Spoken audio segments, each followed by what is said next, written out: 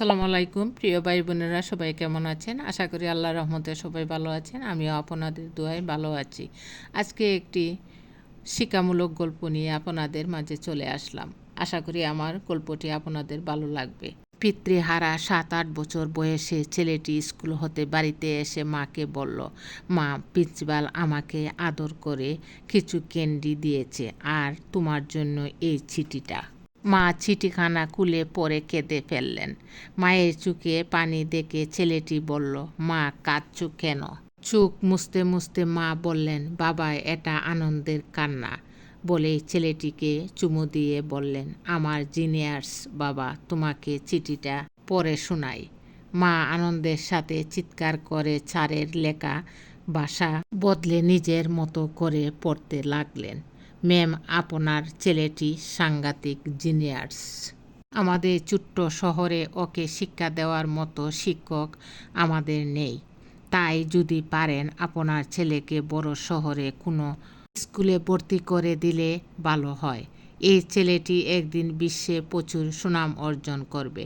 পত্রখানা পড়েই মা ছেলেটিকে চুমু দিয়ে বললেন, এই জিনিয়ার্স ছেলেটিকে আমি নিজেই পড়াবো। মা নিজেই শিক্ষা দিয়ে ছেলেটিকে যুক্তরাষ্ট্রের তথা সমগ্র পৃথিবীর অন্যতম শ্রেষ্ঠ বৈজ্ঞানিক বানালেন।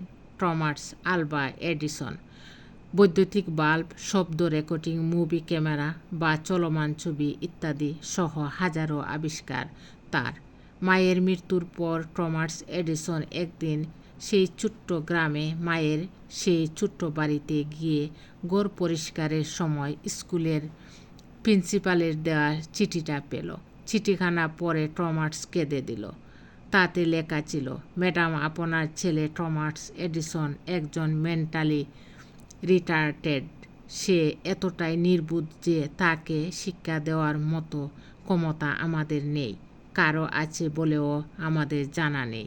আপনার ছেলের কারণে আমাদের স্কুলটির সুনাম ক্ষুণ্ণ হবে। তাই কমিটির সিদ্ধান্ত অনুযায়ী আপনার ছেলেকে স্কুল থেকে স্থায়ীভাবে বহিষ্কার করা হলো। শিক্ষণীয় বিষয় হলো, সন্তানের সাথে সর্বদাই পজিটিভ আচরণ করবেন। বাসস্থান হলো সর্বশ্রেষ্ঠ শিক্ষা প্রতিষ্ঠান এবং মা হলেন সর্বশ্রেষ্ঠ শিক্ষক। এই গল্প থেকে আমরা এই শিক্ষা নিব যে আমরা শিশুদের সাথে কখনোই খারাপ আচরণ করব না। সবসময় শিশুদেরকে আনন্দ উৎসাহ দিয়ে তাদের সুন্দর জীবন গড়ে তোলার দায়িত্ব আমাদের সকলের। ধন্যবাদ সবাইকে। আমার এই ভিডিওটি ভালো লাগলে লাইক, কমেন্টস ও শেয়ার করে আমার পাশে থাকবেন। আসসালামু আলাইকুম।